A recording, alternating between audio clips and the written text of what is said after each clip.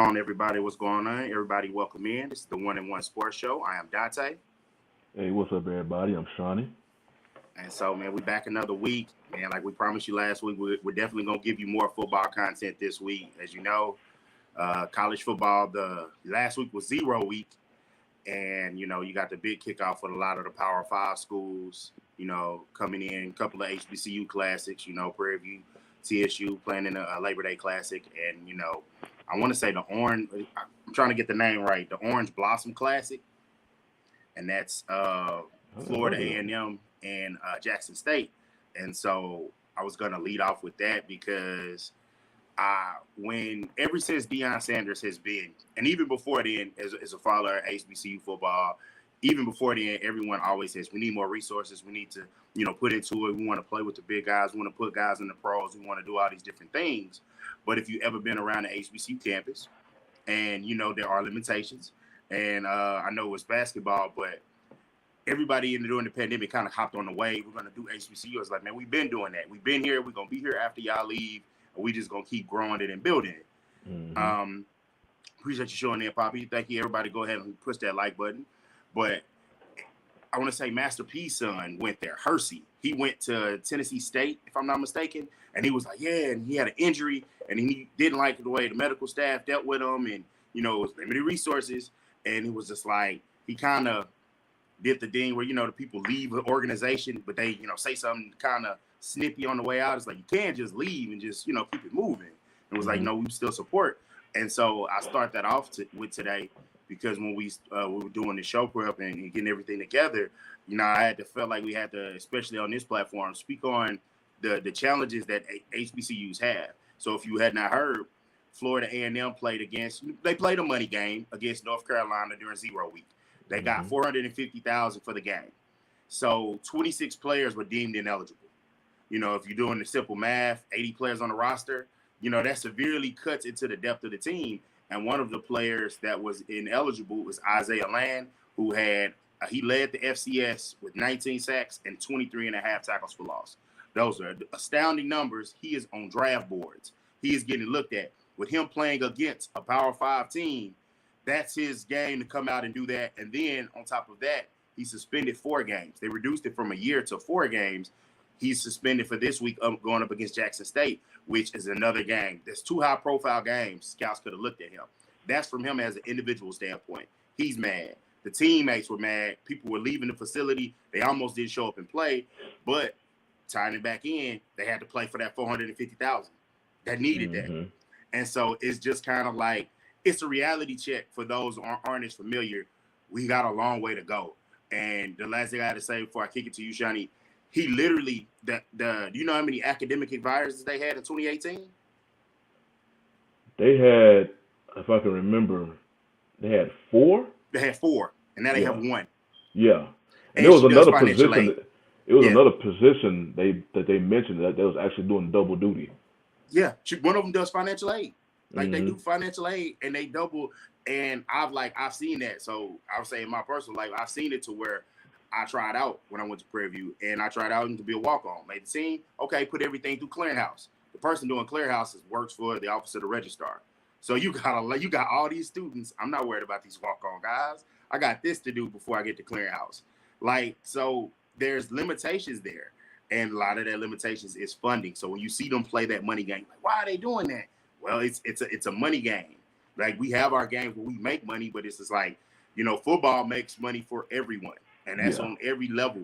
So it's just kind of showing that, like, if you're gonna really support, but understand it's like, just because we're getting some blue chip players to come, it's a long way to go. So continue to support and understand that it's not going to be as smooth, because I guarantee you Alabama never had to deal with that. I guarantee you North Dakota State doesn't have to deal with things like that. You know, and it's just, those are the challenges of HBCU football, but you still love and support. And I think the fans need a better understanding. Yeah, off that story, you know, the reason why he was ineligible, because it was basically kind of, I don't want to say shady, but it was unjustly done from the school itself. You know, they said he was basically ineligible because of his academics when who's the coach, Simmons? Yeah, Willie Simmons. Yeah, he said that he took his classes and passed the classes that he took, but what they didn't tell him was some of these pending classes that he was not aware of. And that goes to show you, like, back to the limited resources. They don't, I guess, the resources that are paying attention to their classes and their academics, well, since they're so limited, it easily got, it got under the radar compared to not only him but multiple other students that this happened to at that program. So the players are feeling like we're being punished by the school's lack of resources. It's not like we going out there and intentionally just failing classes and whatnot and not doing what we're supposed to do in the classroom. Is we doing our part, but y'all not letting us know that this is pending, so we totally unaware of it. We going about our business, doing the job of a student athlete, and now we're being punished. Blindsided. Yeah, they're getting punished and blindsided. So yeah, they molded over. They didn't want to play, but like you said, they I mean, it's hard to turn down. What is it, $450? $450. So wait a minute, my damn near fell out my chair.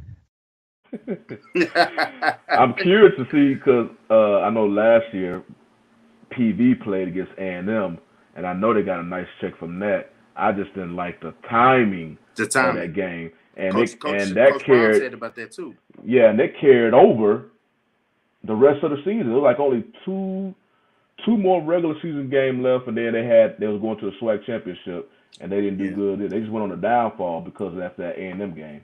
Yeah, it was so bad, and then the A&M game, and then some tough games like against Alcorn, they lost.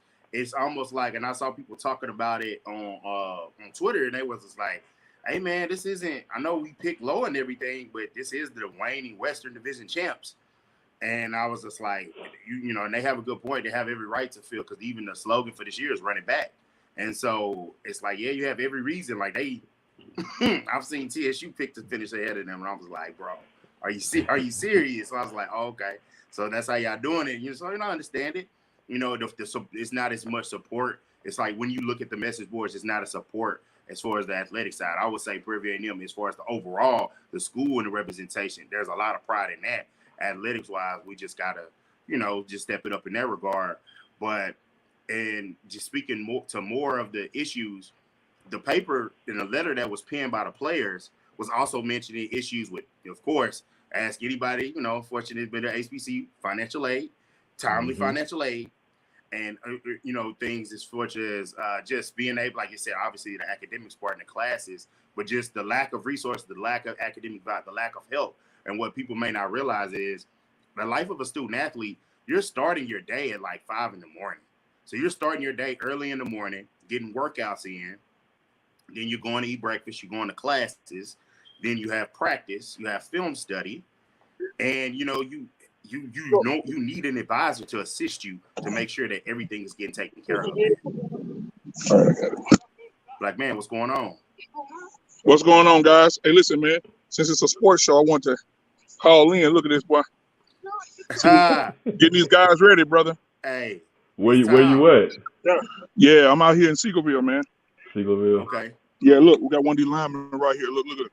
Say what's up to the people, brother. So what's up to the people? All right, man. Hey, I just want to call in. How y'all doing, boy? Man, we good, man. We good. Appreciate you. All right, brother. Y'all have a good show, man. All right. Appreciate that. All right. Come here. Man, we got Black Man checking in with the youth. Man, that's why I was so excited about today's show. It's like, man, tomorrow the calendar turns to September.